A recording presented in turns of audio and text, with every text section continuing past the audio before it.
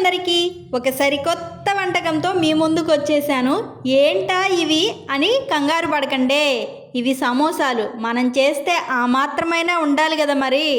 Shapes ఏంటా అలా ఉన్నాయని అయితే అనుకోకండి. టేస్ట్ మాత్రం చాలా బాగా వచ్చింది. సమోసాలు ఈజీగా ఎలా చేసుకోవాలో చూద్దాం. దీనికున్నది 4 స్టెప్పులు. 1 చపాతీ పిండి కలుపుకోవాలి, దాన్ని చపాతీలాగా చేసుకొని షేప్స్ కట్ చేసుకోవాలి. 2 స్టఫ్ రెడీ చేసుకోవాలి. 3 ఆయిల్లో ఫ్రై చేసుకోవాలి.